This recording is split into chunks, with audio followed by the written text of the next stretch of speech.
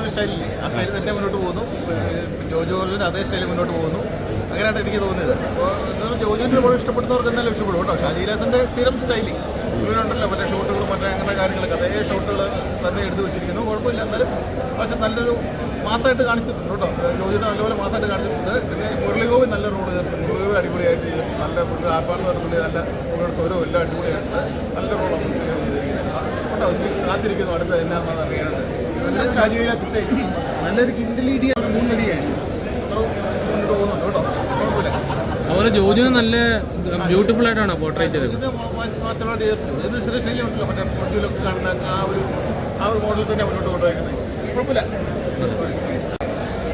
ഒരു ഇടിപ്പടം നമ്മുടെ ഒരു പഴയ ഷാജി കൈലാസിൻ്റെ AK സാജൻ ആ ഒരു കൂട്ടുകെട്ടിലുള്ള ഒരു ഇടിപ്പടമാണ്.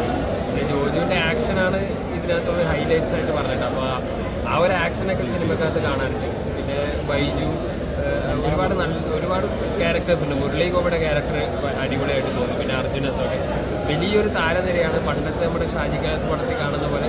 പക്ഷേ ഇങ്ങനത്തെ ഒരു സെറ്റപ്പിൽ പരിപാടി നമ്മുടെ പഴയ അദ്ദേഹത്തിൻ്റെ ആ ഒരു താരനിരയൊക്കെ മിസ് ചെയ്തിട്ടുണ്ട്. പക്ഷേ ഈ ഒരു ജനറേഷനിൽ ഒട്ടുമിക്ക താരങ്ങളൊക്കെയുള്ള നല്ല ബിൽഡപ്പ് സ്റ്റോറിയൊക്കെ ഉള്ള അങ്ങനെ ഒരു ടൈപ്പ് കഥയാണ്. മേക്കിംഗ് ഒക്കെ നമ്മുടെ ഷാജി കൈലാസ് രീതിയിലുള്ളത് തന്നെയാണ്. ഒരു ഹിൽ സ്റ്റേഷൻ ഏരിയയിൽ നടക്കുന്ന ഒരു കഥയാണ്. അദ്ദേഹത്തിന് ഒരു സ്റ്റൈലുണ്ട്. ആ ഒരു സ്റ്റൈലുണ്ട്. അതായത് ഒരു റിവെഞ്ച് അങ്ങനെ തന്നെയാണല്ലോ വരവ് എന്നുള്ള പേര് തന്നെ വന്നിട്ടുള്ളത്. ഒരു റിവെഞ്ചിലെത്തുന്ന ജോർജും പിന്നെ അവിടെ നടക്കുന്ന സംഭവങ്ങളും അതൊക്കെ തന്നെയാണ്. സ്റ്റോറി ലൈനൊക്കെ വളരെ സിമ്പിളാണെങ്കിലും ഗംഭീരമായ ആക്ഷൻ ഉണ്ട്. ജോർജ് ഗംഭീരമായിട്ട് ആക്ഷൻ ചെയ്യുന്ന സിനിമയ്ക്കാണ്. ഇപ്പോൾ ഇതുവരെ തന്നെ 2 or 3 ആക്ഷൻ ഗംഭീരമായിട്ടുള്ള ആക്ഷൻ സീനുകൾ ഇതിനകത്ത് തന്നെയുണ്ട്. ആക്ഷൻ സിനിമ ഇഷ്ടപ്പെടുന്നവർക്ക്, അടിപ്പടം ഇഷ്ടപ്പെടുന്നവർക്ക് നല്ലൊരു ട്രീറ്റ് ആയിരിക്കും.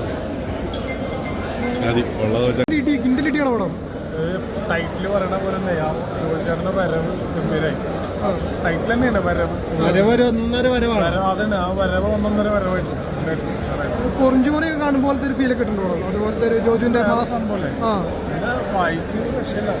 ഷാജിനൊക്കെ പടങ്ങൾ വരുമ്പോൾ ആ ഫ്രെയിമോ ഫൈറ്റും അല്ല.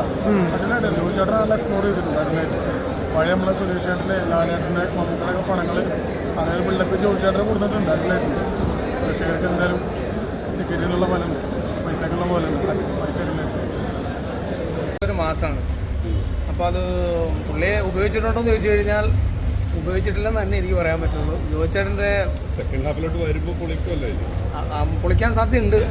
പക്ഷേ ജോഷി സാറ് ഉപയോഗിച്ച പോലെ ഉപയോഗിച്ചിട്ടില്ലെന്നാണ് എനിക്ക് പറയാനുള്ളത്. പക്ഷേ എന്തായാലും ജോയിച്ചേട്ടനൊരു മാസമാണ്. ഒരു ഫ്രെയിമിലേക്ക് വന്ന് നിന്ന് കഴിഞ്ഞുണ്ടല്ലോ, ആ ഫ്രെയിം അങ്ങനെ റെയിൻ പുള്ളി. അപ്പോൾ എത്രത്തോളം യൂട്ടിലൈസ് ചെയ്തിട്ടുണ്ടെന്നുള്ളതിനെക്കുറിച്ച് പ്രേക്ഷകർ പറയട്ടെ. എന്തായാലും ജോഷി സാറിന് അത്രയും ഉപയോഗിച്ചിട്ടില്ല.